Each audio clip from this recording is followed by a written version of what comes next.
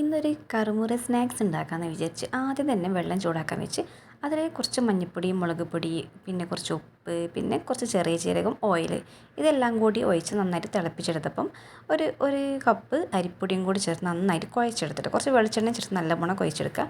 ഇതിലേക്ക് പിന്നെ എൻ്റെ അടുത്ത് ജീരകം മാത്രമേ ഉള്ളായിരുന്നു, അതുകൊണ്ടാണ് ഞാൻ ജീരകം മാത്രം ചേർത്തത്. ഇതിലേക്ക് പിന്നെ എള്ള്, അയമോദകം കണ്ടെങ്കിൽ നല്ല ടേസ്റ്റ് ആയിരിക്കും കേട്ടോ. എന്നിട്ട് കൈ വെച്ചിട്ട് ഇതേപോലെ ഇങ്ങനെ ആക്കിയിട്ട് ഇങ്ങനെ റോളാക്കി എടുക്കുക കേട്ടോ. നമ്മൾ റിങ്ങൊക്കെ ആക്കിയെടുക്കില്ല, അതേപോലെ ആക്കിയെടുക്കുക. എന്നിട്ട് നല്ല ചൂട് എണ്ണയിലേക്ക് ഇട്ടിട്ട് നല്ല പോലെ ഒന്ന് പൊരിച്ചെടുക്കുക. അടിപൊളി ടേസ്റ്റ് ആട്ടോ, നല്ല ടേസ്റ്റ്. നമ്മൾ കടയിൽ നിന്ന് വാങ്ങുന്ന കറുമുറ സ്നാക്സിനെക്കാട്ടിൽ അടിപൊളി ടേസ്റ്റാണ്. ഒന്ന് വീട്ടിൽ ട്രൈ ആക്കി നോക്കുക കേട്ടോ. അപ്പം നമുക്കിത് കൊടുക്കാം. എങ്ങനെയുണ്ട്? സൂപ്പറാണ്.